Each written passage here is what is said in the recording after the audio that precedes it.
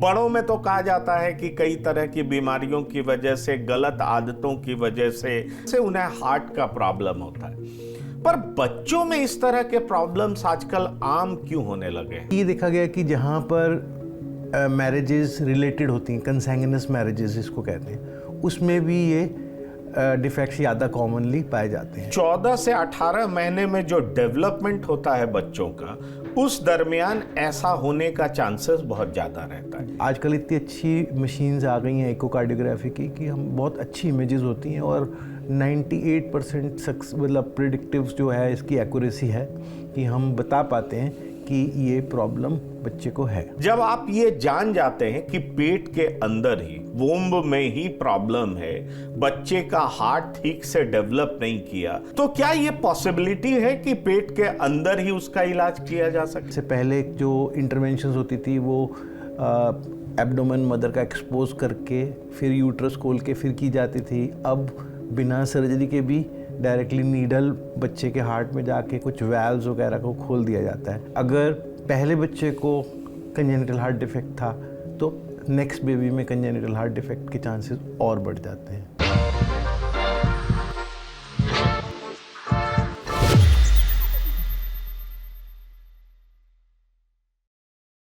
नमस्कार, मैं हूं पंकज कुमार। इस खास पेशकश में मैं आपको ऐसे शख्सियत से मिलाने जा रहा हूं जो कि पेडियाट्रिक कार्डियोलॉजिस्ट हैं। अब आप इसे हिंदी में कहें तो बच्चों को जो हृदय रोग होता है उसका ये इलाज करते हैं। इनका परिचय इसलिए भी विशेष है क्योंकि ये हिंदुस्तान के पहले बैच से निकले हैं जिसमें पेडियाट्रिक कार्डियोलॉजी एक स्पेशलाइज्ड सब्जेक्ट था, मतलब उन्हें ट्रेंड किया गया था। एम आई राइट डॉक्टर वीरेश महाजन? तो डॉक्टर वीरेश महाजन हमारे साथ हैं, इनका बहुत स्वागत है। और ये डॉक्टर साहब हमें बताएंगे कि बच्चों में हृदय रोग क्यों होता है, किस लिए होता है, क्या इसका पता जन्म लेने से पहले चल सकता है, क्योंकि आज के ज़माने में बहुत सारे ऐसे बच्चे हमें दिखाई पड़ते हैं, सुनने को मिलता है, देखने को मिलता है कि वो पैदा होते हैं और हृदय रोग से ग्रसित हो जाते हैं। तो इन तमाम चीज़ों के बारे में हम समझना चाहेंगे, जानना चाहेंगे, इनसे पूछना चाहेंगे और आपको इनके मार्फत बताना चाहेंगे कि अपने बच्चों का ध्यान कैसे रखें, अगर इस तरह का सिम्टम्स हो तो कैसे पहचानें, और बच्चे के जन्म लेने से पहले भी अगर कुछ प्रिकॉशंस होता हो तो उसको किस तरीके से अपनाएं। ये तमाम सारी चीज़ें हम आपको बताएंगे। तो डॉक्टर वीरेश महाजन, आपका टीवी 9 के प्लेटफॉर्म पर बहुत बहुत स्वागत है। मेरा पहला सवाल है कि बच्चों में इस तरह की बीमारी अब बहुत कॉमन होने लगा है। कई सारे ऐसे बच्चे दिखाई पड़ते हैं जिनको हृदय का रोग है। बड़ों में तो कहा जाता है कि कई तरह की बीमारियों की वजह से, गलत आदतों की वजह से, चाहे वो पॉल्यूशन हो, चाहे स्मोकिंग हो, चाहे फास्ट फूड हो, बैड लाइफस्टाइल हो, इस वजह से उन्हें हार्ट का प्रॉब्लम होता है। पर बच्चों में इस तरह के प्रॉब्लम्स आजकल आम क्यों होने लगे हैं? ऐसा क्यों होता है? देखिए, जो बच्चों में जो हार्ट के प्रॉब्लम्स हैं जिन्हें हम कंजेनिटल हार्ट डिफेक्ट्स कहते हैं, ये पूरे वर्ल्ड में जो इसकी इंसिडेंस है काफ़ी स्टैटिक है। यानी कि हर 1000 बच्चे जो पैदा होते हैं उसमें से 8 से 10 बच्चों को ये डिफेक्ट्स होते हैं, इरिस्पेक्टिव कि वो डेवलप्ड कंट्री है या अंडर डेवलप्ड कंट्री है। द रीज़न इज़ कि ये जो बच्चा जब गर्भावस्था में विकास हो रहा होता है तो पहले 14 से 18 हफ्ते के अंदर जो हृदय का पूरा विकास होता है, तो इसको आप एक डेवलपमेंटल डिफेक्ट कह सकते हैं। जैसे कुछ बच्चों के हृदय में सुराख होता है जिसको हम कंजेनिटल हार्ट डिफेक्ट कहते हैं, कुछ बच्चों के लिप्स में क्लेफ्ट लिप होता है, ये सब कंजेनिटल डिफेक्ट्स हैं।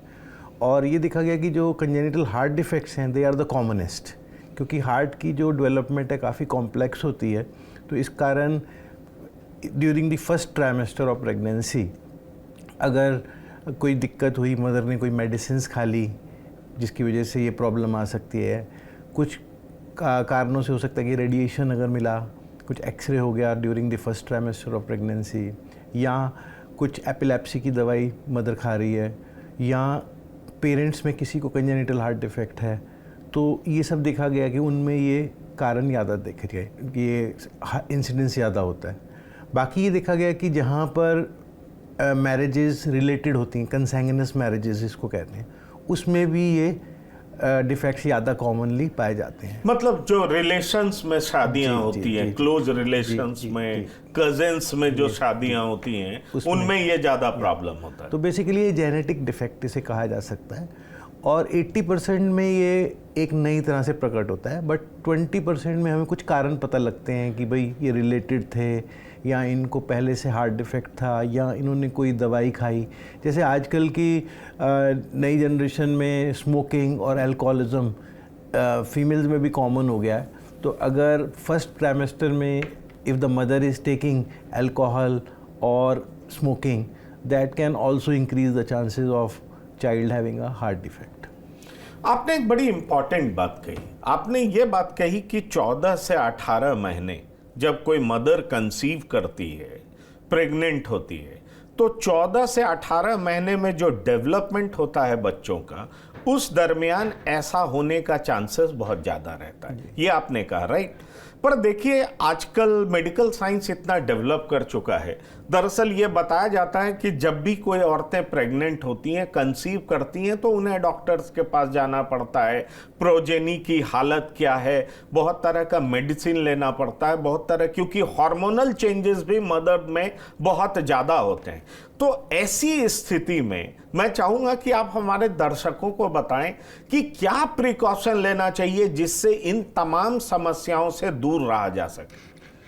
देखिए, इसमें क्या होता है कि जो हार्ट का डेवलपमेंट है पहले 18 हफ्ते के अंदर 0 to 18 वीक्स में कंप्लीट होता है। तो इस दौरान नॉर्मली, अब अगर शहर में रहते हैं लोग, तो उनका अल्ट्रासाउंड भी टाइमली हो जाता है प्रेगनेंसी डिटेक्ट होने के बाद। फिर उसके बाद लेवल 2 अल्ट्रासाउंड भी होता है। तो सबसे पहला कांटेक्ट हमारे साथ नहीं होता मदर का या फैमिली का जिसमें प्रेगनेंसी आई है। पहला कांटेक्ट उनका गायनेकोलॉजिस्ट के साथ होता है, और गायनेकोलॉजिस्ट के थ्रू वो रेडियोलॉजिस्ट से मिलते हैं, जहाँ पे उनके अल्ट्रासाउंड स्कैन किए जाते हैं। तो जो लेवल 2 अल्ट्रासाउंड स्कैन है, यूजुअली 12 हफ्ते से 14 हफ्ते के बीच में किया जाता है।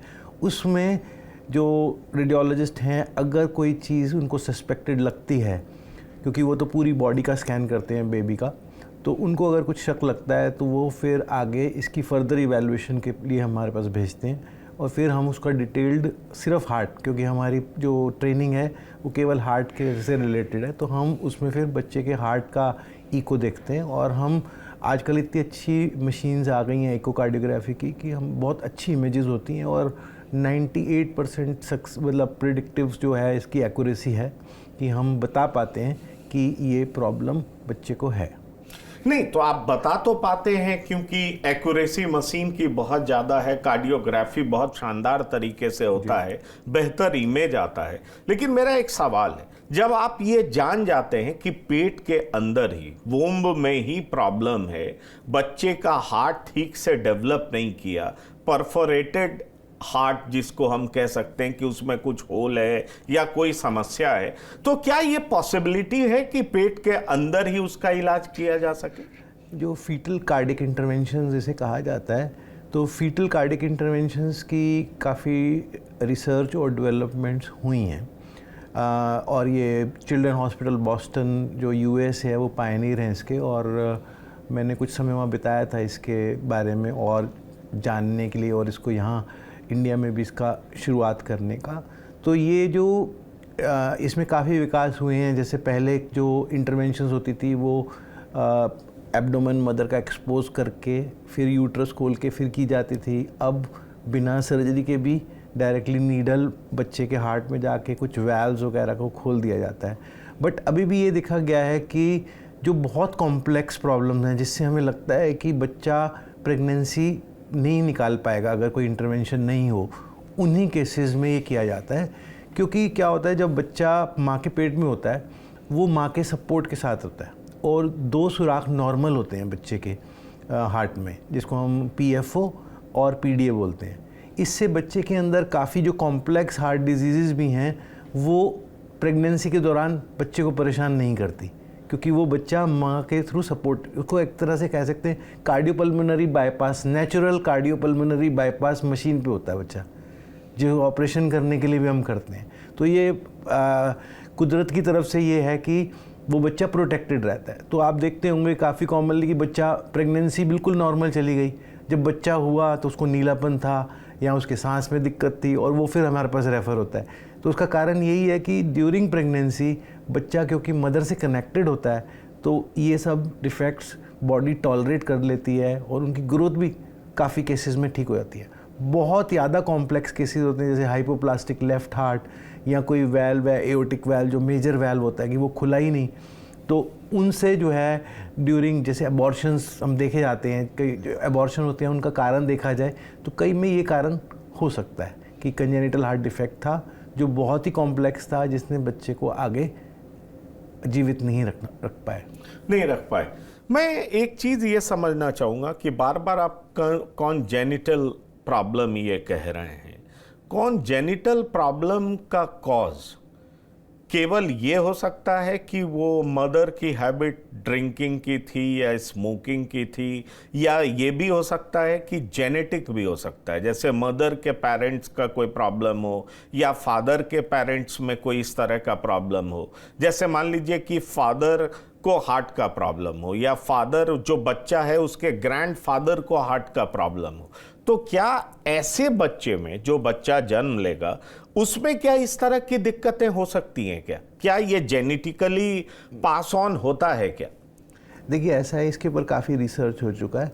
अगर मदर को या फादर को खुद को कंजेनिटल हार्ट डिफेक्ट थे तो उनके बच्चे में ये इंसिडेंस होने के चांसेस ज़्यादा रहते हैं कंपेयर टू नॉर्मल पॉपुलेशन, जो मैंने 8 to 10 per 1000 लाइव बर्थ बताया। अगर पहले बच्चे को कंजेनिटल हार्ट डिफेक्ट था तो नेक्स्ट बेबी में कंजेनिटल हार्ट डिफेक्ट के चांसेस और बढ़ जाते हैं। बाकी जो जेनेटिक की काफ़ी एविडेंस ये है कि जैसे डाउन सिंड्रोम है, बहुत ही कॉमन मोंगोलिज्म जिसे कहा जाता है, उसके 40% बच्चों को जिनको डाउन सिंड्रोम है 40% को हार्ट डिफेक्ट होता है। तो कहीं ना कहीं ये जेनेटिक डिफेक्ट्स, क्योंकि जो हार्ट की डेवलपमेंट हम पढ़ते हैं इट इज़ वेरी कॉम्प्लेक्स, कि एक सेल से एक पूरा हार्ट के 4 चैम्बर्स बनना, उसके अंदर 4 वैल्व्स बनना और सारी आर्टरीज़ के कनेक्शन होना।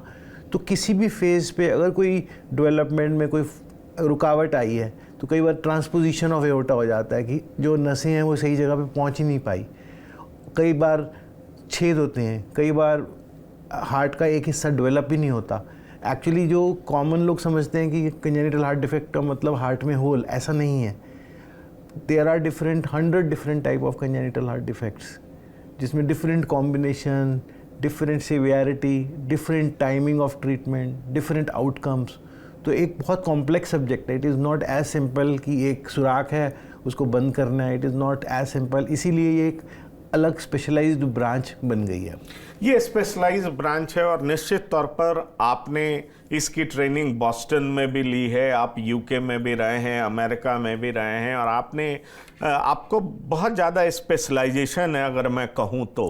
पर बड़ा सवाल ये उठता है कि आपने बताया कि बच्चे का नॉर्मल ग्रोथ हो रहा होता है क्योंकि बच्चा को जो न्यूट्रिशन चाहिए उसको मदर से मिल रहा होता है, और कई बार हमें पता नहीं चलता कि बच्चे को कोई दिक्कत पेट में है, लेकिन जब वो पेट से बाहर निकलता है, जब बच्चा जन्म लेता है, तो उसके बाद उनमें क्या क्या सिम्टम्स ऐसी होती हैं जिनसे हम पहचान पाएं कि इस बच्चे को हार्ट का प्रॉब्लम हो सकता है, इस तरह की समस्याएं हो सकती है, और उसको क्योर करना कहाँ तक संभव है, उसका इलाज करना कहाँ तक संभव है? यूजुअली जब बच्चा डिलीवर होता है तो जो कॉमनेस्ट रीज़न है जिसके कारण पेशेंट्स हमारे पास रेफ़र होते हैं कि अगर जो नियोनेटोलॉजिस्ट जो नए न्यूबॉर्न बेबी को देखते हैं, अगर वो कई बार बच्चा ठीक ठाक है बट वो हार्ट साउंड थोड़ा अब नॉर्मल है, फिर क्या है, हर बच्चे में अब ये रूल बन गया है कि उसके चारों हाथ और दोनों पाँव के ऑक्सीजन लेवल्स चेक करे जाएँ। एक screening test, newborn screening test कहा जाता है, जिससे कि अगर ऑक्सीजन लेवल नॉर्मल से कम है, नॉर्मली हमारा ऑक्सीजन लेवल 95 to 99% होता है, तो अगर सैचुरेशन इससे कम है तो हमारे को फर्दर इवैल्यूएट करना चाहिए। ये वो बच्चे हैं जिनमें सिम्टम्स नहीं हैं बट हमने कुछ कोशिश करी उनको जानने की कि इनको प्रॉब्लम तो नहीं है। इसके अलावा जिन पेशेंट्स में प्रॉब्लम काफ़ी ज़्यादा होती है उनमें बच्चों में नीलापन हो जाता है, वो ऑक्सीजन लेवल अपना मेंटेन नहीं कर पाते, कोलैप्स कर जाते हैं बर्थ के बाद। या कुछ बच्चों में क्या होता है कि वो सांस तेज़ी से चलता है, उनको हार्ट फेलियर के सिम्टम्स आते हैं, बच्चा वेंटिलेटर डिपेंडेंट हो जाता है, वेंटिलेटर से निकल नहीं पाता। जब वेंटिलेटर से नहीं निकल पाता तो फिर और कारण देखने के लिए हार्ट का भी कारण इवैल्यूएट किया जाता है। तो जब हम इको करते हैं तो हमें पता लगता है कि तो हार्ट की वजह से ही ये बच्चा वेंटिलेटर डिपेंडेंट था। क्योंकि जब छोटा बच्चा होता है, प्री मैच्योर बच्चा हो खासकर, तो ये सोचा जाता है मे बी इसके लंग्स डेवलप नहीं हुए, उसके कारण प्रॉब्लम हो रही है, या हो सकता है कि हार्ट डिफेक्ट हो या कोई और कारण। तो जब वो रूल आउट हो जाते हैं कि भाई ये बाकी कारणों में फिट नहीं हो रहा, तो फिर हमारे को इको, आजकल तो बड़े अस्पतालों में इको बड़ा इजीली अवेलेबल है, तो बहुत जल्दी डायग्नोसिस हो जाता है। इसलिए जैसे आपने पहले कहा था कि ये बहुत कॉमन हो गई है डिजीज़, ऐसा नहीं है कि ये कॉमन हो गई है, इंसिडेंस हमेशा से ही सेम था। अब हमारे पास सुविधाएं हैं कि हम इनको जल्दी पकड़ लेते हैं, काउंसलिंग हो जाती है, और आगे इसका इलाज भी पिछले 30-40 साल में काफ़ी डेवलपमेंट्स हुई हैं। क्योंकि हमने तो खुद इसको डेवलपमेंट्स को होते हुए देखा है, जहाँ एक समय था कि बच्चे के वेट का एक क्राइटेरिया होता था कि बच्चे का वेट कम से कम 8 किलो हो तभी हम सर्जरी का अच्छा आउटकम दे सकते हैं। अब तो हम न्यू बॉर्न बेबीज़ डे 1 पे भी ऑपरेट करते हैं। We don't look at the weight, although risk is little higher than कि जो बच्चा ठीक वेट का है, बट अगर हमें लगता है कि प्रॉब्लम इतनी बड़ी है कि बच्चा उस वेट को अचीव ही नहीं कर पाएगा, तो we go head and do the surgeries for this. मेरा कॉमन कहने का मतलब ये था कि अक्सर हम सुनते हैं कि बच्चा पैदा हुआ उसके हार्ट में सुराख था, होल था। अक्सर हम सुनते हैं कि बच्चा पैदा हुआ वो सांस नहीं ले पा रहा था। हम सुनते हैं बच्चा पैदा हुआ पर पैदा होते ही वो रोया नहीं। ये तमाम तरह की बातें हम सुनते हैं, और उसके बाद नॉर्मल बोलचाल में ये कहा जाता है कि ऐसा इसलिए हुआ क्योंकि उसका प्रॉपर हार्ट डेवलप नहीं कर पाया या हार्ट में होल था, तमाम तरह की समस्याएं थी। फिर पेरेंट्स ये कहते हैं कि हम रेगुलर डॉक्टर के पास चेकअप करने के लिए गए, हम गायनोकोलॉजिस्ट के पास गए, हम पीडियाट्रिशियन के पास भी जाते रहे, जो भी बच्चों को ट्रीट करने वाले या प्रेग्नेंट वुमेन को ट्रीट करने वाले डॉक्टर्स होते हैं, स्पेशलाइज्ड डॉक्टर्स, उनके पास हम जाते रहे। लेकिन फिर भी ये समस्या क्यों आया, ये समझ से परे, क्योंकि हर महीने इलाज होता है, अल्ट्रासाउंड होता है, हर तरह की सुविधा है आज के टाइम में, फिर भी इस तरह की दिक्कतें क्यों आती हैं, ये पेरेंट्स कहते हैं ये हमारे समझ में बात आई नहीं। तो मैं ये सवाल आपसे इसलिए करना चाहता हूं कि जो लोग कंसीव करते हैं, जो माताएं कंसीव करती हैं, क्या उस समय में उनको कौन कौन सी दवाइयों से दूर रहना चाहिए, किन किन चीज़ों से दूर रहना चाहिए? एक तो आपने बहुत साफ बता दिया कि अगर जेनेटिकली प्रॉब्लम है तो उसके चांसेस बहुत ज़्यादा है, तो उसके चांसेस बहुत ज़्यादा हैं तो ठीक है, वो तो जीन्स में ही आ गया है तो वो प्रॉब्लम है।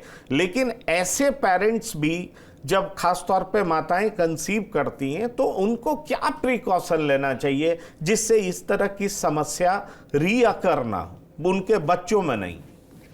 जो मेन प्रिकॉशन है, एक तो अच्छा लाइफस्टाइल, दूसरी बात ये है कि जो फर्स्ट 12 वीक्स होते हैं उसमें जब बेबी और मदर का जो कम्युनिकेशन होता है थ्रू द प्लेजेंटा, उसकी वॉल अच्छे से डेवलप नहीं होती।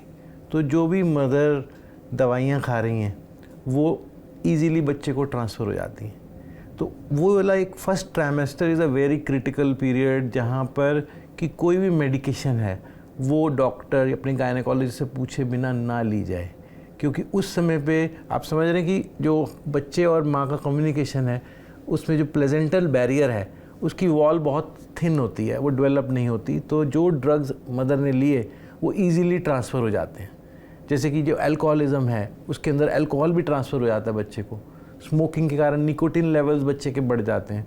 उसी तरह से अगर मदर को एपिलेप्सी की शिकायत है तो एंटी एपिलेप्टिक दवाइयाँ वो खा रही हैं तो वो भी ट्रांसफ़र हो जाएंगी। जो स्टेरॉइड्स हैं, तो कुछ कॉमन मेडिसिन हैं, जैसे कि कुछ बच्चे फोकोमिलिया काफ़ी कॉमन था, जो पहले बच्चे होते थे जिनका हाथ और पाँव ही नहीं थे, तो देखा गया कि ये तो एक दवाई के कारण होता है, तो उसको फिर आगे रोका गया। तो इसी तरह से अब तो काफ़ी हमारे पास रिसर्च हो चुकी है कि कौन कौन सी मेडिसिन हमें अवॉइड करनी है या नहीं लेनी या अंडर सुपरविजन लेनी है।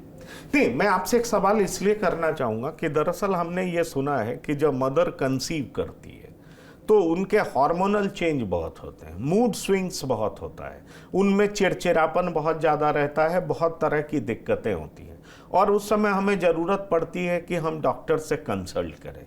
क्या उस समय मदर को ठीक करने के लिए जो दवाएं दी जाती हैं, मान लीजिए किसी महिला को माइग्रेन का प्रॉब्लम है, किसी महिला को और तमाम तरह का सर दर्द का प्रॉब्लम है और कई तरह की इस तरह की एनाल्जेसिक या उस तरह की वो दवाएं खाती हैं, क्या उससे बच्चे पर इफेक्ट पड़ सकता है? उससे जो अपकमिंग बेबी है जो कल दुनिया में आएगा, क्या उसका असर उन बच्चों पर हो सकता है? क्या ये मैं समझना चाह रहा हूँ। नहीं, बिल्कुल ये प्रूव्ड फैक्ट है कि ये सभी दवाइयाँ तो नहीं, तो एक लिमिटेड दवाइयाँ ही रहती हैं। इसीलिए जैसे एनाल्जेसिक है, आजकल एनाल्जेसिक हमारे पास 20 प्रकार के हैं, बट उसमें एक ही 2 हैं जो हम प्रेगनेंसी में रिकमेंड करेंगे। इसीलिए मैंने पूछा, क्योंकि नॉर्मली लोग घर में रखते हैं और एनाल्जेसिक तुरंत खा लेते हैं कि अच्छा ये प्रॉब्लम है, ये खा लो। अब ये पता ही नहीं कि कौन सा एनाल्जेसिक क्या हार्म करेगा बच्चों को, ये पता नहीं होता। उन्हें तो लगता है कि ये प्रॉब्लम है, हम नॉर्मली खाते थे इसलिए अभी खा लेते हैं। पर शायद माताएं भूल जाती हैं कि वो प्रेग्नेंट हैं, एक बच्चा उनके पेट में फल फूल रहा है और प्लेसेंटा के थ्रू न्यूट्रिशन उसको मिलता है, तो वो जो भी दवा लेंगी वो बच्चों में चला जाएगा। तो ऐसी कौन सी मेडिसिन है जिसको ऐसे प्रेग्नेंट माताओं को जो कि एक बच्चे को जन्म देने वाली हैं उनको नहीं खाना चाहिए? There is a long list actually. आप कहें तो अगर कोई भी आप दवाई खरीदें, अगर आप उसमें पैकेज इंसर्ट जो आता है अगर उसको ध्यान से पढ़ा जाए तो हर कोई to be on the safer side की use under medical supervision. Contraindicated कुछ दवाइयाँ तो बिल्कुल कॉन्ट्रा इंडिकेटेड हैं कि ये नहीं देनी। जैसे मैं आपको एग्जांपल देता हूँ, बच्चा और माँ के कम्युनिकेशन जब होता है प्रेगनेंसी के दौरान, तो एक पीडीए नाम का एक स्ट्रक्चर होता है जो नॉर्मल है बच्चा होने के पैदा होने से पहले। बट यही पीडीए अगर 2 महीने में बंद नहीं हुआ तो एक डिजीज़ है जिसको ट्रीटमेंट चाहिए। तो कई फीमेल्स हमारे पास आते हैं जिन्होंने प्रेगनेंसी के एंड में ब्रूफिन खाया, ये this is meant to close the PDA, और उनका प्री मेच्योर क्लोजर हो जाता है जिसके कारण बच्चे की हमारे को इमरजेंसी सिजेरियन करना पड़ता है, या बच्चा डिपेंडेंट है, कोई ऐसी हार्ट की प्रॉब्लम थी जो उस पीडीए से डिपेंडेंट थी, वो क्लोज हो जाता है पीडीए और वो प्रॉब्लम करने लग जाता है। तो इसलिए मेजर जो दवाइयाँ हैं वो हैं, उनमें आपको मैं कहूँगा जो एपिलेप्सी के लिए जो दवाइयाँ होती हैं, एंटीबायोटिक्स इवन, और पेन किलर्स। तो if you come across you will find actually every medicine has to be very taken very carefully and best avoided during the first actually 16 weeks of pregnancy. उसके बाद फिर भी हमारे पास क्योंकि barrier काफ़ी develop होता है, बाद में भी हम रिकमेंड नहीं करते। It has to be very sparingly used, but still उसमें चांसेस। तो मैं चाहूँगा मैं अपने दर्शकों को ये बता दूं कि खास तौर पर आप अपने घर में इस बात का ध्यान रखें कि आपके घर में कोई भी महिलाएं कंसीव कर चुकी हैं, प्रेग्नेंट हैं, तो किसी भी तरह की दवा देने से पहले बेहतर होगा कि आप अपने डॉक्टर को कंसल्ट करें। देखिए, डॉक्टर वीरेश महाजन हमारे साथ मौजूद हैं, पेडियाट्रिक सर्जन हैं, स्पेशलाइजेशन है इनका, और ये कहते हैं कि कैजुअली जो हमें दवा खाने की आदत है, जब खास तौर पर कोई महिलाएं कंसीव नहीं करती और तब वो एनाल्जेसिक ले लेती हैं तो उसका असर नहीं पड़ता, लेकिन जब वो प्रेग्नेंट होती हैं उसके बाद किसी भी दवा को खाने से पहले निश्चित तौर पर आप अपने डॉक्टर को कंसल्ट करिए। ऐसा कभी मत करिए कि आपके सिर में दर्द हो, आपके पेट में दर्द हो, आपके पैर में दर्द हो या कहीं भी प्रॉब्लम हो तो आप कोई भी दवा उठा करके बिना डॉक्टर के कंसल्टेशन का बिल्कुल नहीं खाइए। ये मैं अपने दर्शकों को आपके माध्यम से बता सकता हूं डॉक्टर। श्योर। अब मैं आता हूं आपके पास, आपने डाउन सिंड्रोम की बात की। डाउन सिंड्रोम में जो नॉर्मली 2 क्रोमोजोम होता है, XXXY, वो XO होता है, अगर नॉर्मली बोलचाल में कहें, उसको कैसे आप समझाएंगे? जो XO है that is a different syndrome. Okay. जो डाउन सिंड्रोम है इसमें इसको ट्राइसोमी होती है, इसमें एक क्रोमोसोम एक्स्ट्रा होता है। एक्स्ट्रा होता है, सॉरी, एक क्रोमोसोम एक्स्ट्रा होता है। तो ये क्यों हो जाता है? ये किस स्थिति में होता है? क्योंकि जिसको डाउन सिंड्रोम होता है वो बच्चा भी तो नॉर्मल नहीं होता। कई बार हम देखते हैं कि पेरेंट्स नॉर्मल हैं और बच्चे को डाउन सिंड्रोम हो गया, ऐसा क्यों हो गया? जो डाउन सिंड्रोम है इसके जो मेनली देखा गया है, अगर मदर की एज ज़्यादा थी यूजुअली अगर मदर की फर्स्ट बेबी होने पर एज 35 ईयर से ज़्यादा है तो देखा गया कि डाउन सिंड्रोम की इंसिडेंस ज़्यादा कॉमन होती है।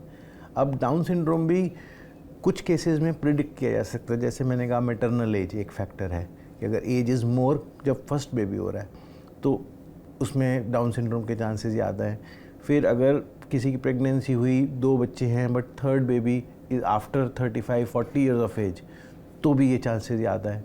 कुछ होते हैं जिसमें ये तो बहुत सीवियर फॉर्म के डाउन्स होते हैं, जिसमें ऐसा नहीं है कि कोई यंग फीमेल है उसको डाउन सिंड्रोम का बेबी नहीं हो सकता, हम देखते हैं, but incidence is quite low as compare to the in elderly primigravida, जिनको हम कहते हैं कि जो मदर्स फर्स्ट टाइम डिलीवर कर रही हैं। तो मेरा पूछने का मतलब ये था कि क्या ये आपके डिपार्टमेंट, आपके स्पेशलाइजेशन से रिलेटेड प्रॉब्लम है, क्या आप इसको ट्रीट करते हैं? और क्या ये पेट में पता चल सकता है अगर कोई बच्चा 14, 16, 18, 20 वीक का है तो क्या ये प्रॉब्लम डायग्नोस पेट में हो सकता है और आप उसको ट्रीट करते हैं? इसमें देखिए एक्चुअली ये एग्जैक्टली हमारे डोमेन में नहीं आता, हम रिलेटेड हैं क्योंकि जिन डाउन सिंड्रोम के बच्चों को हार्ट की प्रॉब्लम होती है उनको हम ट्रीट करते हैं, और यूजुअली डाउन सिंड्रोम के बच्चे के हार्ट सर्जरी में ज़्यादा डिफ़िकल्टीज आती है क्योंकि इनकी मसल टोन कम होती है। इसीलिए मैंने आपसे सवाल पूछा। मैंने कई बार सुना है कि बच्चे को डाउन सिंड्रोम था और उसको हार्ट का भी प्रॉब्लम बहुत सीवियर था। क्या ये सच है कि जिन बच्चों में डाउन सिंड्रोम की बीमारी होती है उसमें हार्ट का प्रॉब्लम बड़ा सीवियर होता है? क्या ये सच्चाई है क्या? क्योंकि हमने आप जैसे डॉक्टरों से ही बातचीत में या जिन फैमिलीज में इस तरह की दिक्कत होती है हमने इस तरह की बात सुनी है, इसलिए मैं आपसे ये सवाल कर रहा हूँ। तो मैं आपको बहुत क्लियर इसके ऊपर हमारे पास डेटा है कि जो डाउन सिंड्रोम के बच्चे होते हैं उनमें से 40% बच्चों को हार्ट डिफेक्ट होता है, और उन 40 में से 40% को कंप्लीट एवी कनाल डिफेक्ट होता है, जो कि एक severe kind of heart defect है जिसके अंदर ASD होता है और VSD होता है, 2 होल्स और 2 वैल्व्स की जगह एक ही वैल्व बना होता है। तो ये बड़ी कॉम्प्लेक्स प्रॉब्लम होती है, इसको एवी कनाल डिफेक्ट कहा जाता है। ये स्पेसिफिकली डाउन सिंड्रोम के साथ ही देखा जाता है, otherwise also we see, but it is very common with Down syndrome. 40% of the patient have heart defects, और वो जिनको हार्ट डिफेक्ट है उसमें भी 40% को कंप्लीट एवी कनाल डिफेक्ट होता है। और जैसे आपने कहा डाउन सिंड्रोम का, इसका डायग्नोसिस हो सकता है, इसमें रेडियोलॉजिस्ट वो कुछ पैरामीटर्स होते हैं, उसमें उनकी नेक की थिकनेस देखी जाती है और जिससे सस्पेक्ट किया जाता है। और जैसे किसी बच्चे को पहले डाउन सिंड्रोम था तो नेक्स्ट बेबी में भी डाउन सिंड्रोम का शक होता है, तो आजकल कुछ केसेस में एमनियोसेंटेसिस यानी कि जो फ्लूइड होता है मैटरनल फ्लूइड वो लेके भी चेक किया जा सकता है, और इवन पेरेंट्स के, मदर के ब्लड सैंपल से भी आप प्रेडिक्ट कर सकते हैं कि हाँ इनको ज़्यादा चांसेस है डाउन सिंड्रोम होने के। नहीं, वो बिल्कुल सही बात है। मैं 1-2 बात और चाहूँगा कि आप उसको क्लियर कर दें। इस तरह की जो भी प्रॉब्लम्स है, क्योंकि मेरे ख्याल से आप स्पेशलाइज्ड डॉक्टर हैं और ख़ास तौर पर आप फर्स्ट बैच के प्रोडक्ट हैं जब ये स्पेशलाइजेशन हुआ पेडियाट्रिक सर्जन, पीडियाट्रिक कार्डियोलॉजी। तो पेडियाट्रिक कार्डियोलॉजी बच्चों में इस तरह के हृदय रोग को आप ट्रीट करते हैं अपने अस्पताल में, तमाम तरह के इक्विपमेंट्स होंगे जिससे आप इलाज करते होंगे। मैं 2 सवाल आपसे करना चाहता हूं, और मैं चाहता हूं कि मैं अपने दर्शकों को आपके माध्यम से बता सकूं कि क्या अगर पेट में ये डिटेक्ट हो गया तो क्या पेट के भीतर ही इलाज संभव है? मेरा सवाल नंबर 1। और सवाल नंबर 2, जब बच्चा पैदा होता है तो हम कहते हैं कि इसको इस तरह की दिक्कत है जिसको हम कॉन्जेनिटल प्रॉब्लम बोलेंगे, तो क्या इन दोनों स्थिति में बच्चे के क्योर होने का, ट्रीटमेंट का कितना % चांस है, या उस बच्चे को इस प्रॉब्लम के साथ लाइफ लॉन्ग जीना पड़ेगा?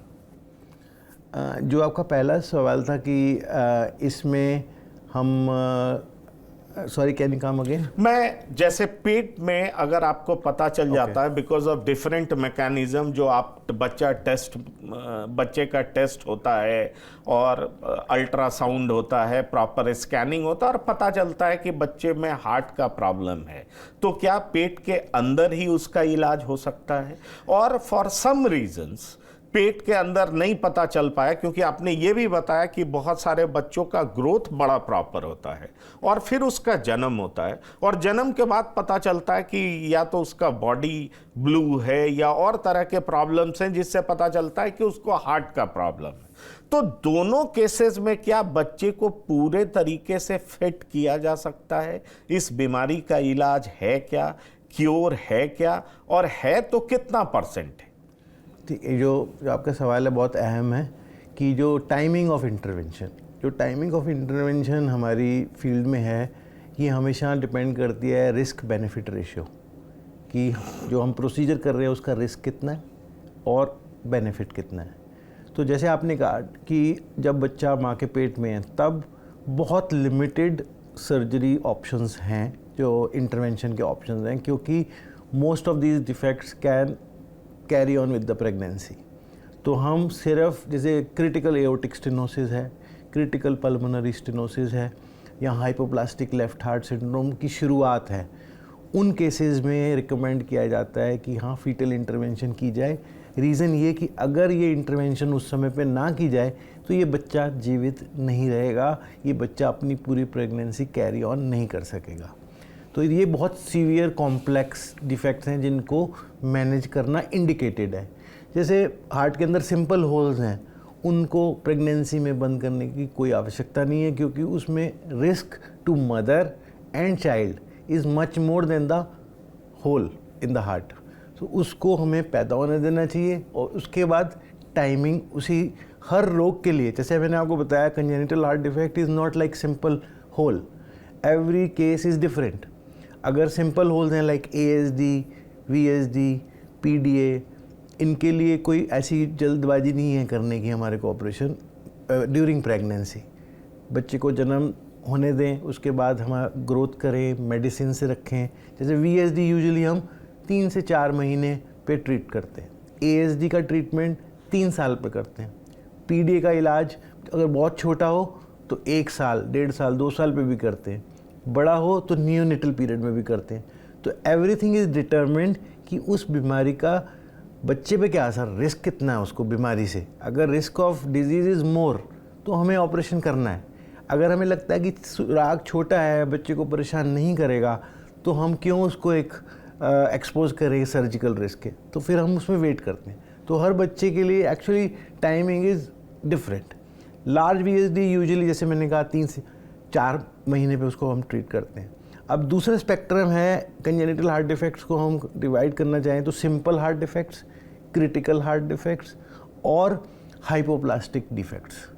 जो क्रिटिकल डिफेक्ट्स हैं ये यूजुअली नियोनेटल पीरियड में आ जाते हैं। तो अगर 100 बच्चों को हार्ट की प्रॉब्लम है तो 15% बच्चों को क्रिटिकल हार्ट डिजीज़ होती है, जिसको विद इन नियोनेटल पीरियड हमें टैकल करना होता है। चाहे हमें पता 100 का 100 लग जाए, हम 15 का ही ऑपरेशन करेंगे क्योंकि वो इंडिकेटेड तभी था। उसके बाद कुछ होते हैं जो सिंपल होल्स होते हैं, जैसे ASD, VSD, PDA, AV canal defect. ये usually one time repair surgery, मतलब अगर सर्जरी हो गई तो इनकी life as good as normal है। तो इनमें हम और इसका success rate is close to 98%। जो वर्ल्ड के बेस्ट सेंटर्स हैं वो 2% मोर्टेलिटी पे काम करते हैं, 98% सक्सेस रेट है, विच इज़ नाउ हमारे इंडियन सेंटर्स में भी at our centre also we are looking at same success rates. उसके बाद तीसरी प्रॉब्लम है जिनके अंदर हार्ट पूरी डेवलपमेंट नहीं हुई, जिसको जैसे कहा जाता है कि राइट साइड हार्ट का डेवलप नहीं हुआ, उसको ट्राइकस्पिड एट्रीजिया कहा जाता है। लेफ़्ट साइड डेवलप नहीं किया, इसको हाइपोप्लास्टिक लेफ्ट हार्ट किया जाता है, कहा जाता है। तो इस तरह की प्रॉब्लम जिसमें मल्टीपल इश्यूज़ हैं, होल भी हैं, जो 2 हार्ट के 2 पंपिंग चैम्बर हर एक को चाहिए जीवन के लिए, अगर उनमें से एक डेवलप नहीं है तो उसको हाइपोप्लास्टिक हार्ट कहा जाता है। उन केसेस में हम रिपेयर नहीं कर सकते, उसमें पैलिएटिव यानी कि हम बच्चे को नॉर्मल के नज़दीक पहुंचा सकते हैं, और उन केसेस में मल्टीपल सर्जरी चाहिए होती है। जैसे ASD, VSD, टॉफ है, ये 25% डिफेक्ट्स हमारे VSD होते हैं 100 में से। तो अगर हम ASD, VSD, टॉफ को कर ले तो हमारे 50 से 55% डिफेक्ट्स कवर हो जाते हैं। तो अगर हम इनको करें, इनमें सब हम रेपरेटिव सर्जरी दे रहे हैं। Actually around 70% of these defects can be manage by complete repair, जहाँ पे आउटकम इज़ नॉर्मल। बाहर की कंट्रीज़ में तो इनको इंश्योर एज नॉर्मल किया जाता है, क्योंकि we don't see any problem कि उनकी लाइफ एक्सपेक्टेंसी और लोगों से डिफरेंट होगी। और उन्हीं के कंपैरिजन में अगर ये हाइपोप्लास्टिक वाले देखा जाए तो इनमें भी काफ़ी डेवलपमेंट्स हुई हैं। अब हम इस तरह से पहुंच पाए हैं कि around 85 to 90% of the life of a normal person और 85 to 90% of the activity levels हम परमिट करते हैं। अभी आपको मैं रिसेंटली बताऊंगा, हमारा पेशेंट जो हमने 2000 में ऑपरेट किया था, नाउ दैट गर्ल अभी रिसेंटली मैंने देखा उसको, शी इज़ अराउंड 23 नाउ। अब पेरेंट्स के एंड शी इज़ गुड, उसका हाइपोप्लास्टिक था जो सिंड्रोम, और उसकी 3 सर्जरीज हुई। कहाँ किया था आपने इसको? इसका ऑपरेशन पहले ऑल इंडिया इंस्टीट्यूट में हो चुका था, मेरे पास ये मैक्स में आए थे। अच्छा, I was with max earlier, तो वो मैक्स में, अब वो मैंने उनको अभी लास्ट वीक ही देखा। नाउ अब पेरेंट्स के क्वेश्चन थे कि अब इसका शादी, प्रेगनेंसी, अब वो सब, तो बाहर की कंट्रीज़ में भी और इंडिया में भी अब एक ट्रेंड आ गया एडल्ट कंजेनिटल हार्ट डिजीज़ का, कि जो बच्चे हमने ऑपरेट करे अब वो बड़े भी तो होंगे, तो वो जब बड़े हो जाते हैं उसको एडल्ट कंजेनिटल हार्ट डिजीज़ के डॉक्टर्स को देखना चाहिए कि जो पीडियाट्रिक, क्योंकि एडल्ट की प्रॉब्लम भी उनको आएंगी और उनको पीडियाट्रिक की प्रॉब्लम भी हैं।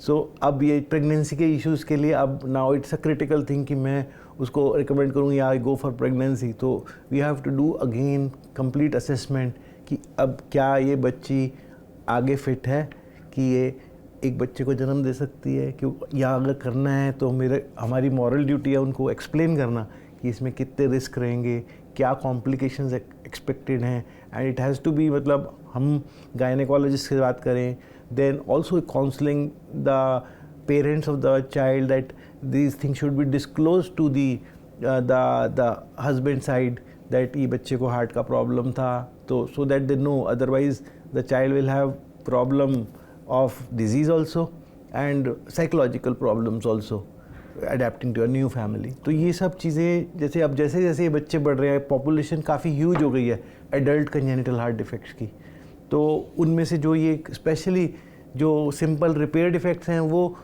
हमारे पास कम आते हैं क्योंकि अब वो बिल्कुल ठीक है।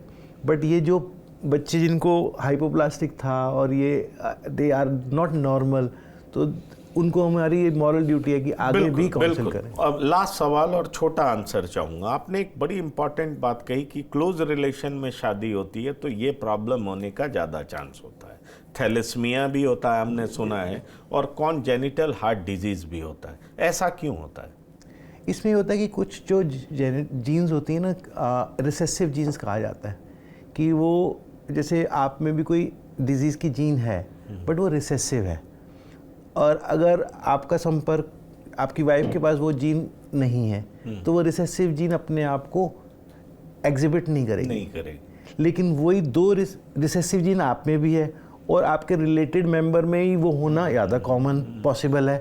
तो जब वो 2 रिसेसिव जीन इकट्ठी हो जाती हैं तो वो मैनिफेस्ट कर जाती है। चलिए, तो ये आपने बड़ी अच्छी बात बताई। तो ये थे डॉक्टर वीरेश महाजन, और इन्होंने बहुत अच्छे तरीके से बताया है पेडियाट्रिक कार्डियोलॉजी के बारे में। इन्होंने किस तरीके से बताया है कि एक बच्चा जो कॉन्जेनिटल डिजीज़ के साथ पैदा होता है वो किस तरह की बीमारियों से परेशान रह सकता है, लेकिन उसका इलाज संभव है। और उन्होंने ये भी बताया कि अब ऐसे बहुत सारे बच्चे जो कि बड़े हो गए हैं उनकी शादियां हो सकती है, वो भी अपने बच्चे को जन्म दे सकती हैं या नहीं दे सकती हैं, उसके कितने पॉसिबिलिटीज़ हैं, उनको क्या टेक केयर करना है, ये तमाम तरह की बातें इन्होंने बहुत अच्छे तरीके से बताई। क्योंकि इनका लंबा अनुभव है, ये यूके में भी रहे हैं, यूएस में भी रहे हैं, ये लगातार ऐसे पेशेंट्स का इलाज कर रहे हैं, बच्चों का इलाज कर रहे हैं, और ये साफ तौर पर कह रहे हैं कि जब भी कोई मदर कंसीव करती है तो उसको बहुत केयरफुल रहना है कि वो कौन सी मेडिसिन खा रही है। और ख़ास तौर पर इन्होंने ये अलर्ट किया है, इनफैक्ट ये मशवरा दिया है कि ऐसी मदर कोई भी दवा खाने से पहले निश्चित तौर पर अपने डॉक्टर को कंसल्ट करें और तभी उस तरह का मेडिसिन खाएं। तो डॉक्टर वीरेश महाजन, एक पॉइंट में और ऐड करना जी हाँ, आप जरूर बताएं प्लीज। जो कंजेनिटल हार्ट डिफेक्ट्स होते हैं यूजुअली जब बच्चे डिलीवर होते हैं, पेरेंट्स आर यंग, तो एक बहुत इंपॉर्टेंट चीज़ है जो मैंने क्लिनिकल प्रैक्टिस खासकर इंडिया में देखा है, क्योंकि यहाँ पर इंश्योरेंस में कवर्ड नहीं होते बच्चे, they don't get insurance cover. तो इसमें जो financial constraints is one of the reasons कि पेरेंट्स चाहते हैं सर्जरी कराना और उनकी सर्जरी नहीं हो पाती। केवल इंडिया में 60 centres are there, only 60 centres are there जो ये कंजेनिटल हार्ट डिफेक्ट्स को ट्रीट कर रहे हैं। तो इसमें ना संस्थाओं का रोल बहुत आ जाता है कि जहाँ से उनको फाइनेंशियल सपोर्ट मिल जाए और इनके ऑपरेशन हो जाए। तो हम वो भी कोशिश करते हैं कि इन बच्चों को, क्योंकि काफ़ी संस्थाएं हमारे संपर्क में आती हैं और इनको हम एक साथ जोड़ देते हैं पेरेंट्स को उन संस्था के साथ। तो एक ये बहुत इम्पोर्टेंट फैक्टर है जिसके कारण। तो आप जरा अपने संस्था के बारे में भी बता दें कि इस तरह की परेशानी किसी को हो तो वो कैसे आपसे संपर्क करें। जैसे हंस फाउंडेशन है, they are doing good job. वो करीबन 1500 सर्जरीज हर साल में बच्चों की करते हैं और सपोर्ट करते हैं। और जो हमारा हॉस्पिटल है सर्वोदय हॉस्पिटल, वहाँ पर भी हम इनको सब्सिडी कॉस्ट देते हैं, बिकॉज वहाँ पे जो पेमेंट है नॉर्मल प्राइवेट कॉस्ट की तरह नहीं आती है। तो हॉस्पिटल अपनी तरफ से अराउंड 25-30% सब्सिडाइज कॉस्ट करता है और कुछ संस्थाएं हेल्प करती हैं और कुछ गवर्नमेंट की एजेंसीज भी हैं जो हेल्प करती हैं। एक्चुअली ऑल इंडिया इंस्टीट्यूट और काफ़ी सरकारी हॉस्पिटल अच्छा काम कर रहे हैं, बट उनके पास वर्कलोड इतना ज़्यादा है कि it is not possible for them to treat all of them. चलिए, तो इन्होंने ये भी बता दिया कि अगर फिनेंशियल कंस्ट्रेंट हो तो किस तरीके से मदद इनके हॉस्पिटल के जरिए भी किया जाता है और कौन से ऐसे हेल्पिंग ग्रुप्स हैं जो आगे आते हैं, जो मदद करते हैं और इन बच्चों के इलाज करने में काफ़ी हेल्पफुल रहते हैं। तो डॉक्टर वीरेश महाजन, TV9 से बात करने के लिए आपका बहुत बहुत धन्यवाद और शुक्रिया। मैं उम्मीद करता हूं कि जो भी दर्शक हमारे प्रोग्राम को देखेंगे वो निश्चित तौर पर इससे लाभान्वित होंगे, उन्हें जानकारी होगी और वो केयरफुल रहेंगे। तो इस खास पेशकश में इतना ही। ताज़ा तरीन खबरों के लिए आप लगातार देखते रहिए TV9। धन्यवाद, नमस्कार।